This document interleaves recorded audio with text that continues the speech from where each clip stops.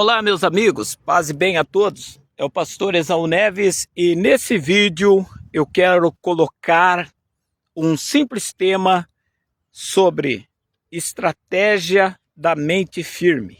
Estratégia da mente firme. Salmo 119, no versículo 23 e 24, o salmista expressa o seguinte: até os príncipes se assentaram e falaram contra mim, mas o teu servo meditava nos seus estatutos. Aí ele vai dizer que os testemunhos do Senhor, os estatutos do Senhor, é nele que está todos os prazeres dele. Observe que prazeres nesse texto ele está no plural. Então, quando o salmista escreve esse versículo, dizendo que pessoas que deveriam estar com ele no mesmo conselho, que deveriam estar com ele no mesmo propósito, de manter, vamos dizer assim, governo de paz, governo de fidelidade ao Senhor, governo de fidelidade diante de Deus no governo do povo, estavam sendo incitados pelo inimigo, vamos colocar assim, ou pelo seu ego, para fazer reunião contra o salmista. Mas enquanto eles estavam agindo, seja à mercê do ego ou à mercê dos espíritos, indo na contramão de Deus, o salmista estava meditando nos testemunhos do Senhor. Conclusão, nos mandamentos de como continuar procedendo, de como continuar fiel, de como continuar na escolha que Deus tinha feito a respeito dele e de como permanecer sobre a cobertura do Senhor, com a presença do Senhor, com a defesa do Senhor e com a proteção do Senhor.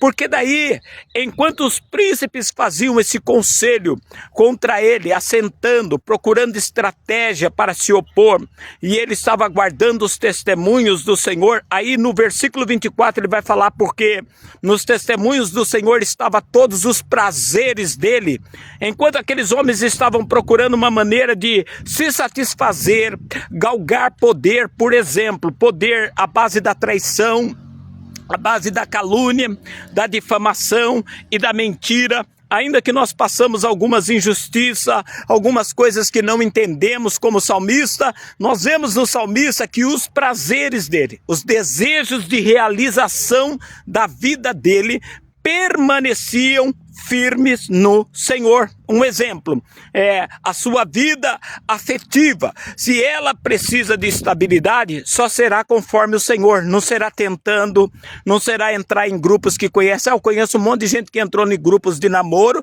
conheceu alguém e está indo bem. A questão não é estar indo bem, é até quando. Por quê? Porque há momentos da nossa vida que as pessoas se revelam. Eu conheço pessoas que viveram muitos anos vida de qualidade, inclusive econômica, com outra pessoa. E quando a pessoa que propôs isso caiu enferma, ela foi abandonada por aquela parte.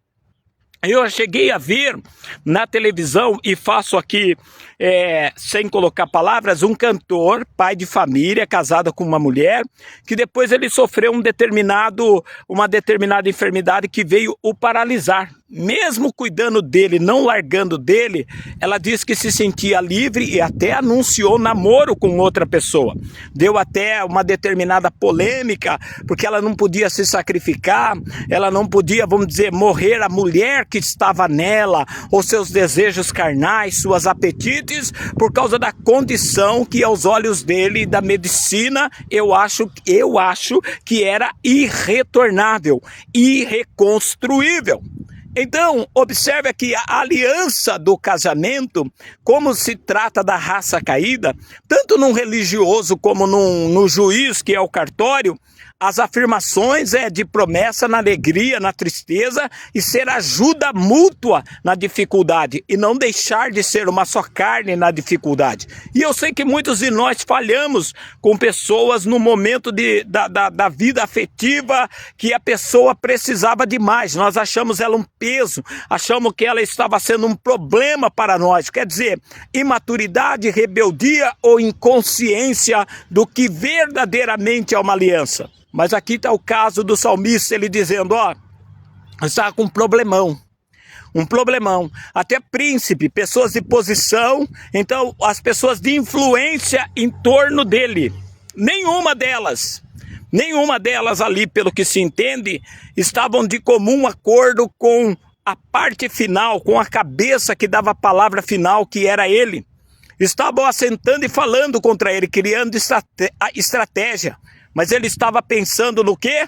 Nos estatutos, nos mandamentos do Senhor, nos ensinos, e em seguida ele fala que nele estava todos os meus prazeres. Senhor, a minha vida, o meu reinado, um exemplo se for a Davi, a minha vida de louvor, a minha saúde, a minha economia, tudo que tenho, Senhor, a vida dos meus filhos, dos que me ouvem e dos que não me ouvem, tudo está nas suas mãos. Pensa, aonde estão os seus prazeres, o seu deleite? Aonde está, ou baseado em quem está o senhorio da realização que você está procurando para a sua vida pessoal? Quem será glorificado ou quem estará no controle num momento de dificuldade de tudo que você tem na sua mão, seja empresa, seja família, seja namoro, seja noivado? Pensa, reflita e faça a sua oração diante de Deus para que o Senhor ajude. Não fica só questionando, oração contrária, pessoas lutando contra mim, não. É o seguinte, até os príncipes, e nós, a Bíblia fala que o Senhor nos fez reino, governados e sacerdócio para Deus e Pai. Quantas pessoas que acham esse sacerdócio de Deus traindo o outro para abrir uma nova igreja? Quantas pessoas se diz sacerdócio de Deus, mas através do adultério quebrando a sua casa para ir fazer outra, como se Deus precisasse desfazer uma família para construir outra? Mas o perdão é o que vale. Observa que perdão existe de todo pecado e mal. Mas tempo perdido de tratamento diante de Deus não é tempo de crescimento e nem tempo de avanço que servimos para o reino. Então toma bastante cuidado. Deus te abençoe e me abençoe. Um abraço.